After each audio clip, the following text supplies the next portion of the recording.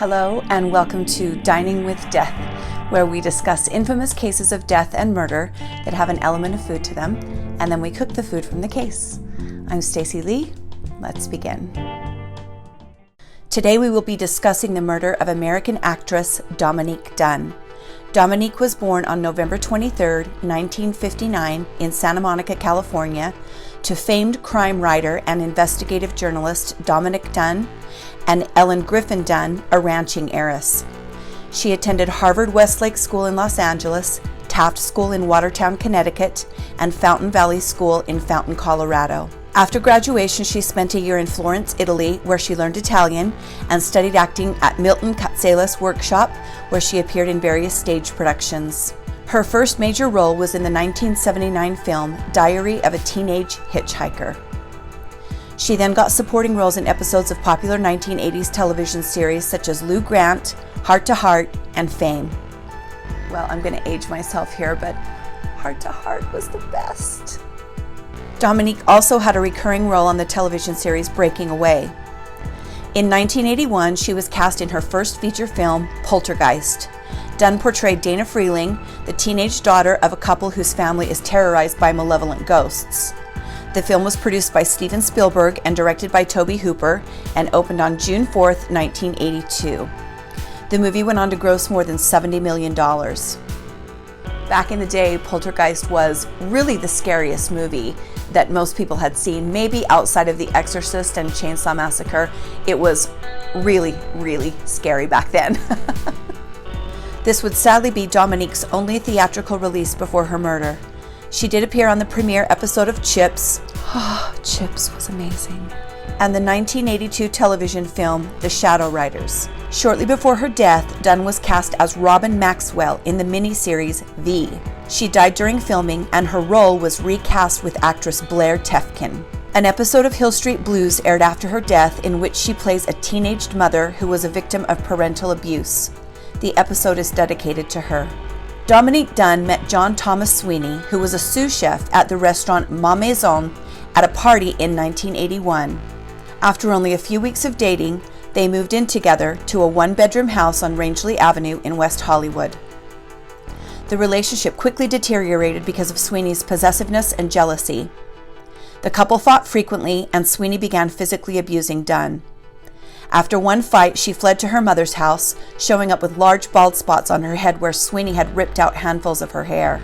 Nevertheless, Dominique returned to her home and to Sweeney after a few days. In September 1982, a neighbor intervened and saved Dunne as Sweeney strangled her on the floor of their home. Sweeney denied hurting Dunne and ordered her back into the house. She pretended to comply but snuck out a bathroom window. When Sweeney heard the car engine, he chased her into the street and jumped on the hood of her car. Dominique stopped the car but sped away as soon as Sweeney got off the hood. She fled to her mother's home and days later called Sweeney and ended the relationship. She made him move out of the house, she had the locks changed, and she moved back in. So here we have a situation where the woman tried to do the right thing. She got away from him, she left him, she kicked him out. And yet, as so often happens, we still have a bad result. On October 30th, 1982, a few weeks after the breakup, Dunne was at her home rehearsing for the miniseries V with actor David Packer. She was on the phone speaking to a friend, and Sweeney had the operator break into the conversation. Yes, you used to be able to do that. With Sweeney demanding to speak to her. Dominique spoke to the operator and then told her friend on the phone, "Oh God, it's Sweeney. Let me get him off the phone." 10 minutes later, Sweeney showed up at her door. After speaking to him through the locked door, Dunne agreed to speak to him on the porch, while Packer remained inside. Outside, the two began to argue. Packer later said that he heard smacking sounds, 2 screams, and a thud. Packer then called police, but he was told the home was out of their jurisdiction.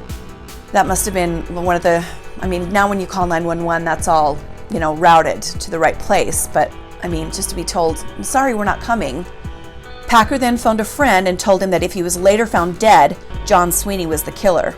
Packer then left the home through the back entrance, where he saw Sweeney in a nearby bushes kneeling over Dunne.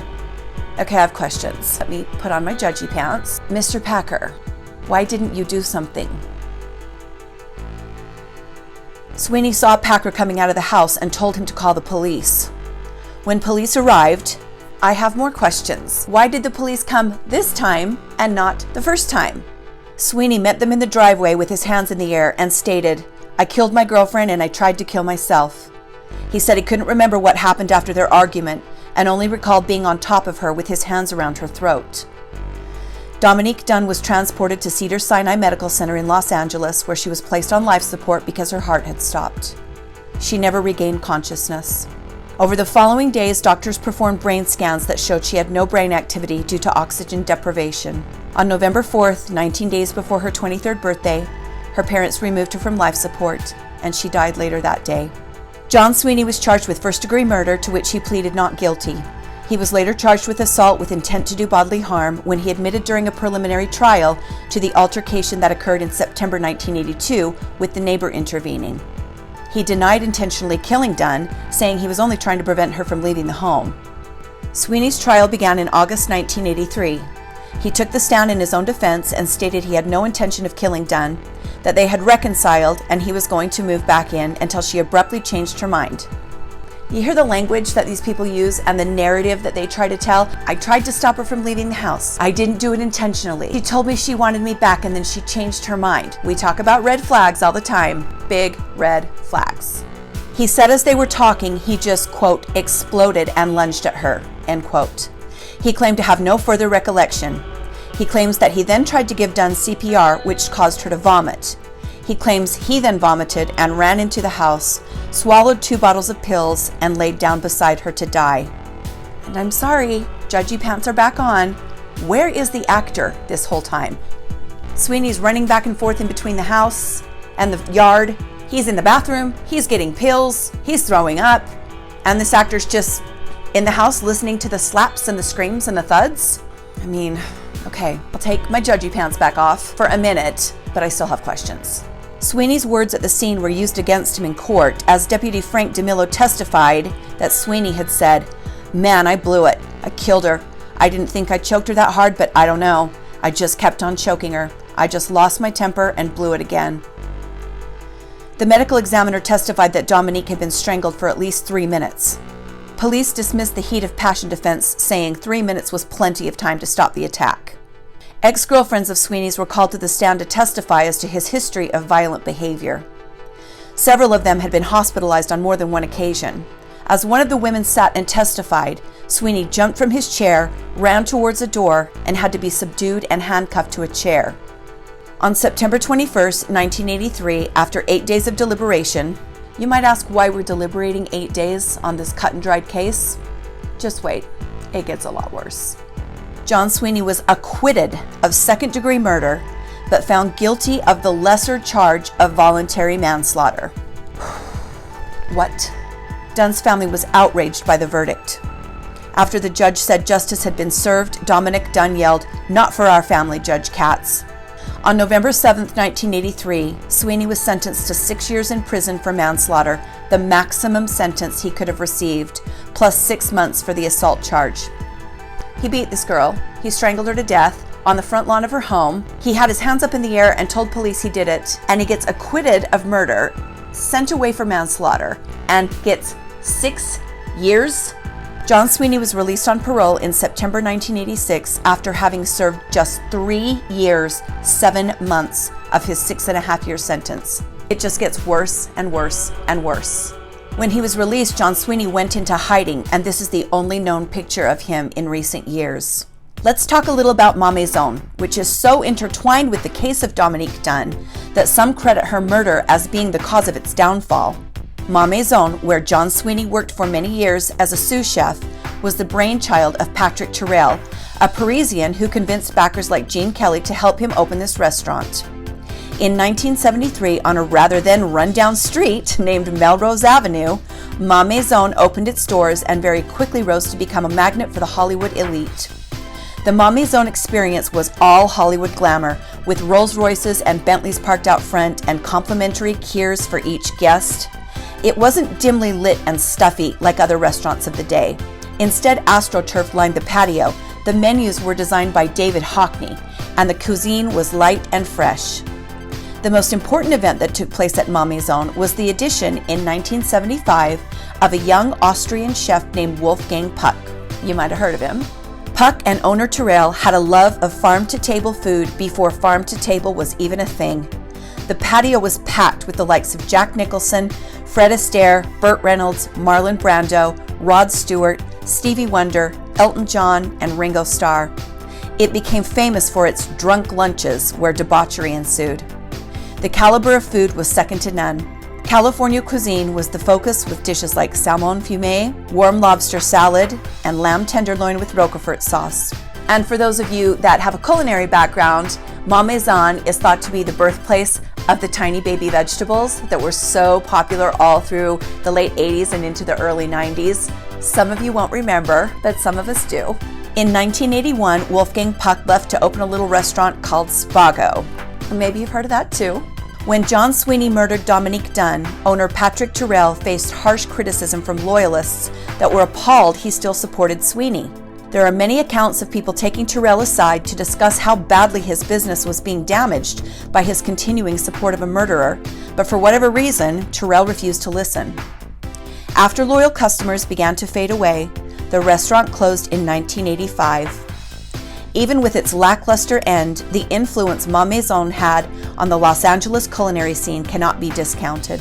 It is generally thought to be the birthplace of California Nouvelle Cuisine, on top of being the birthplace of Wolfgang Puck's rise to fame, but it will forever be tied to the murder of a young Hollywood star.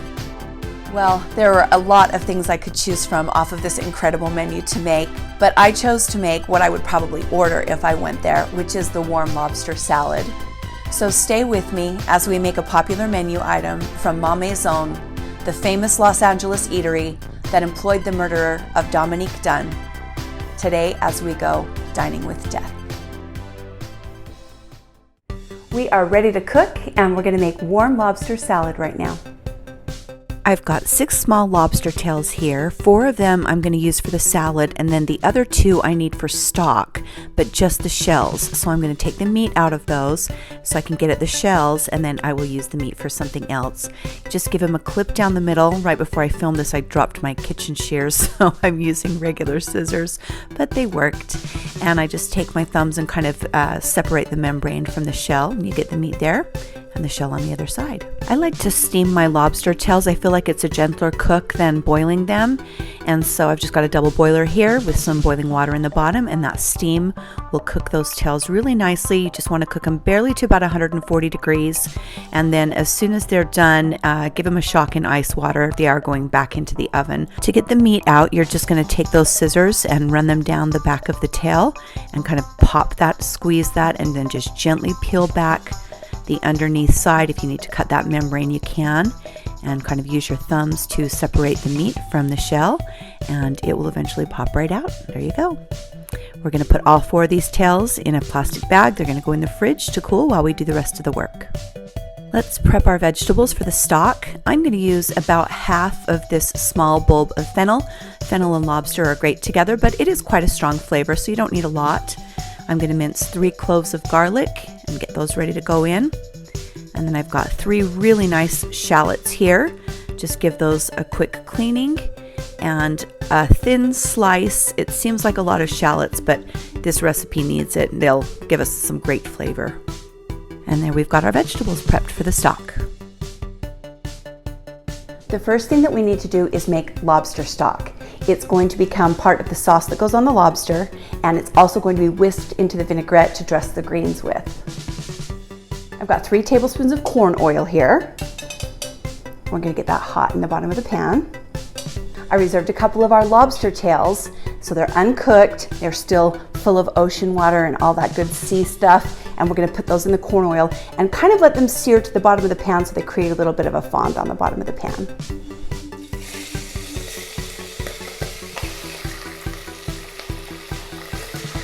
I wish you could smell this. It smells like all the best parts of lobster. It's kind of oceany and it's very sweet. And then the corn oil, lobster and corn are so good together, has gotten toasty. So we're ready to put in the other ingredients. I'm going to deglaze the pan with a 1/4 cup of brandy.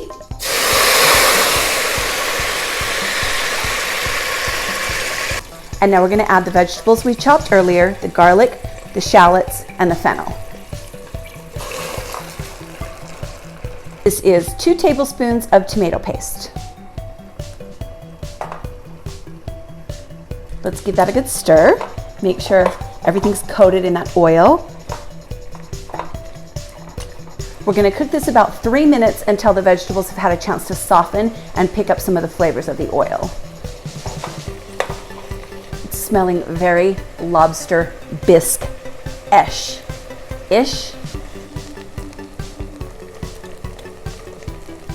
The fennel and the shallots and the garlic are very fragrant and they're starting to soften. Kind of sticking to the pan a little bit, which is actually okay. That brandy is going to make this very rich and add a level of complexity to the stock.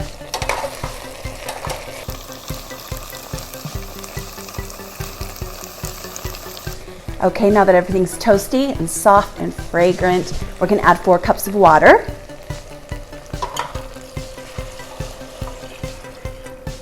We're going to bring this back up to a boil, and then we're going to let it boil at a little bit more than a simmer for about 15 minutes.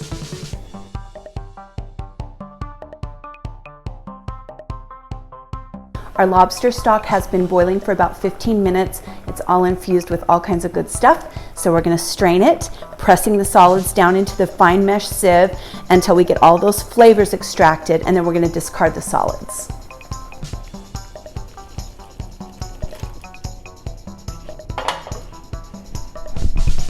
Lobster facial.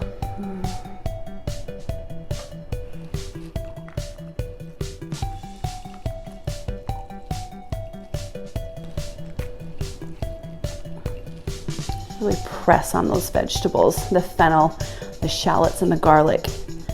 Get all of those flavors out. This is what we're left with. It's gorgeous. Oh, it smells really good. It reminds me of, like, you know, when you go to a nice restaurant and they've got really good lobster biscuits. It smells very, very similar to that. We're gonna take our stock, we're gonna put it back in the pan, we're gonna reduce it down over kind of medium-low heat until it's only 1/3 of a cup, so we're making a really rich, reduced sauce.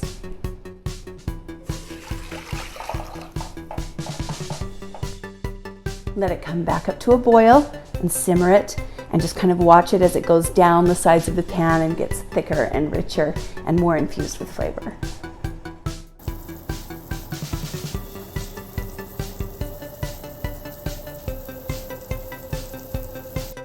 When I'm making any kind of stock, as it starts to reduce and kind of becomes what it's going to end up being, you'll often see impurities float to the surface. It's not going to hurt you if you leave them in there, but if you're a little bit picky, like I've been accused of being, then you kind of can skim it off with a spoon.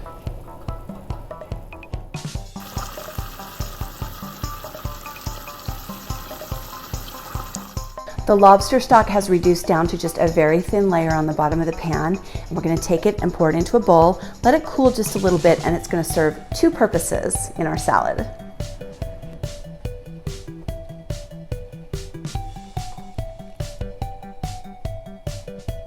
Okay, I'm going to add just a little pinch of salt.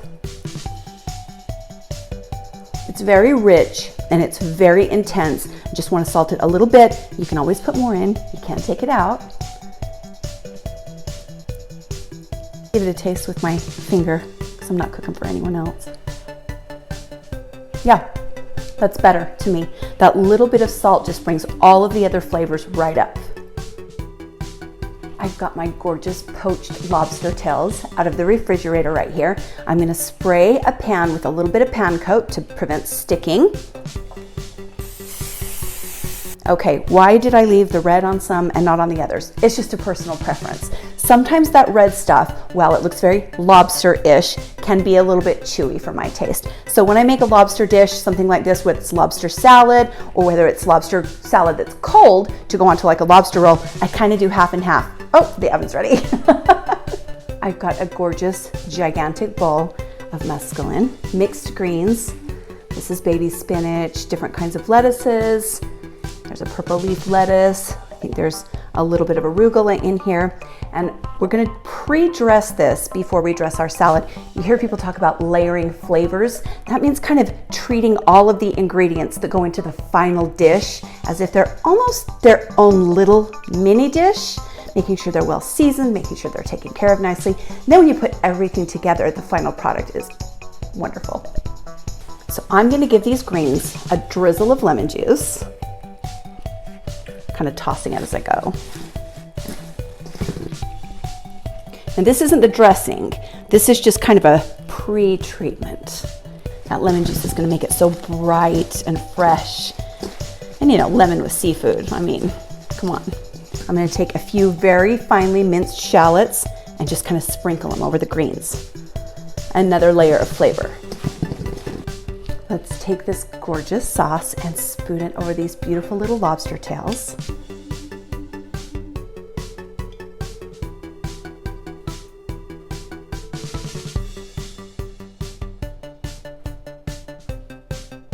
I can't help myself. You could put that on a clump of dirt and I'd eat it. These are going into a very hot oven. I've got mine at about 525 degrees, only for about a minute or a minute and a half, just enough to caramelize the sauce and bring the meat up to temperature so it's warm and not cold. We're gonna put a vinaigrette together here with a half a cup each of olive oil and corn oil. That is sherry vinaigrette, red wine vinaigrette, sea salt, white pepper, and 2 tablespoons of Dijon mustard. Add your oils into the bowl. That's the corn oil.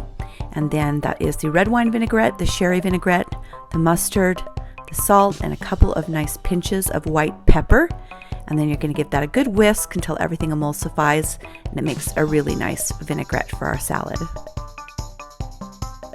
Okay, here's the second way we're going to use this delicious sauce. The vinaigrette, we're going to infuse it with the sauce. Drizzle it in really slow.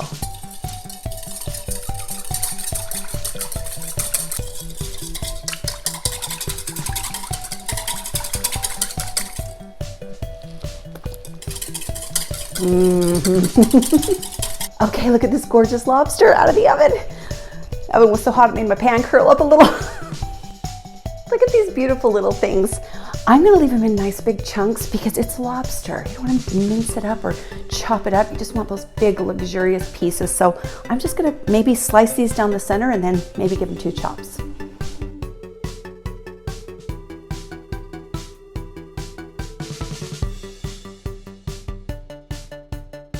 I like to dress my salads one at a time. I feel like if you get too much lettuce in one place, everything gets soggy and you lose track of what you're doing. Maybe that's just me, but I'm easily distracted. Get a nice big handful. This vinaigrette with the sauce mixed in. Let's give that a toss. I'm so excited to taste this.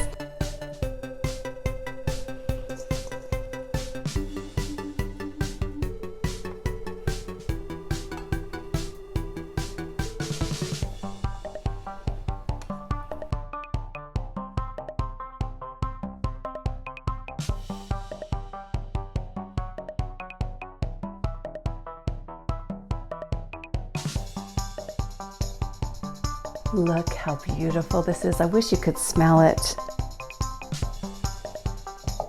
Let's taste this. You know I have to eat the lobster first.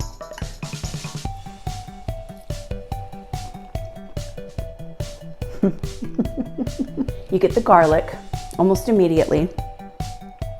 It is very succulent is the only word that I can use there. I know people say that a lot with lobster, but it is very succulent. It's tender and it's sweet and it's soft and it's mild and it tastes of the ocean.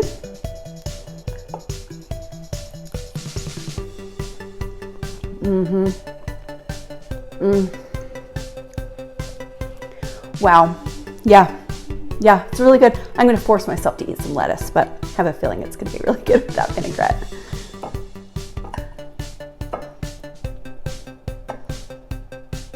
Open up.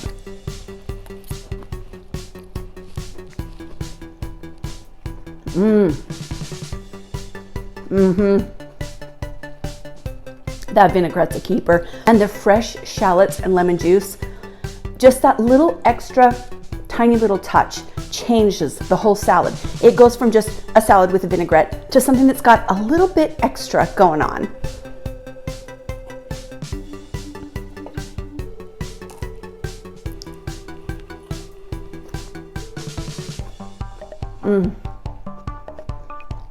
It's really tangy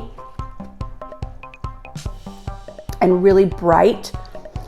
I might add a tiny touch of sugar to it, just the littlest bit, but it's very, very good. And one more bite of lobster because who can never get enough lobster?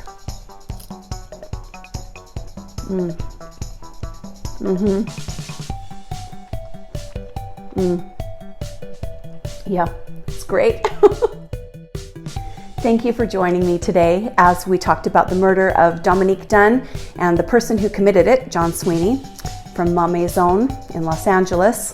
And we had some amazing warm lobster salad. I'm still thinking about finishing that. I appreciate you watching. Like and subscribe if you'd like to see more. And again, thanks for joining me today as we went dining with death.